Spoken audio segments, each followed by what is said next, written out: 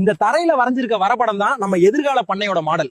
இந்த 1 ஏக்கர் நிலத்துல மாடு, கோழி, மீன், வாத்துன்னு எல்லாத்தையும் ஒன்னா இணைக்க போறோம். இதுல மீன்களை விட்டா அதுங்க போடுற எச்சம் தண்ணிய சத்துள்ளதா மாத்தும். அப்புறம் இந்த தண்ணிய செடிகளுக்கு பாய்ச்சறப்போ காய்கறிங்க சும்மா ஜிவ்வுன்னு வளரும். இந்த கூண்டு குட்டைக்கு சரியா மேல இருக்கிறதுல ஒரு பெரிய தந்திரம் இருக்கு. கோழிகள் போடுற எச்சம் நேரா தண்ணியில விழுந்து மீன்களுக்கு தீவனமா மாறிடும். மீன்களுக்கு தீவனம் வாங்க செலவு குறை. இந்த வாத்துங்க தண்ணியில நீந்துறப்போ தண்ணியை கலக்கி விட்டு ஆக்சிஜன் அளவை அதிகப்படுத்தும். இதனால குளத்துல இருக்கிற மீனுங்க ரொம்ப ஆரோக்கியமாவும் வேகமாவும் வளரும்.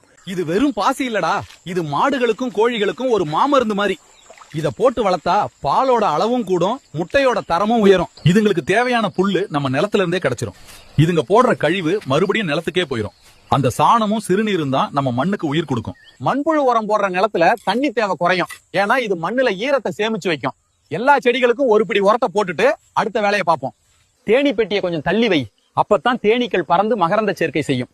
நம்ம தோட்டத்துல இருக்கிற பூக்கள்லாம் இப்ப சீக்கிரமா பிஞ்சா மாறுறதுக்கு இதுங்க தான் காரணம். நாம தயாரிச்ச உரம் மண்ணை தங்கமா மாத்தி செடிங்களுக்கு உயிர் கொடுத்திருக்கு. காய்கறிகளை பறிச்சு நேரடியா மக்களுக்கு விற்பனை செஞ்சா நமக்கும் லாபம், மக்களுக்கும் ஆரோக்கியம் கிடைக்கும். அந்த ட்ரோன் மேல இருந்தே எந்த செடிக்கு நோய் வருதுன்னு கண்டுபிடிச்சு நம்ம கிட்ட சொல்லிடும். இந்த மாதிரி டெக்னாலஜி நம்ம கிட்ட இருக்கிறதுனாலதான் நாம குறைவான நேரத்துல அதிக வேலை செய்ய முடியும். கைஸ், நம்ம பண்ண தோட்டத்தை முழுசா இரவும் பகலுமா காவல் காக்குறது இவன் தான். ரொம்ப பாசக்கார பையன். பேரு ஜாக்கி. நம்ம வீடியோ பிடிச்சிருந்தா ஒரு லைக் பண்ணுங்க. வீடியோவை எல்லாருக்கும் ஷேர் பண்ணுங்க. உங்களோட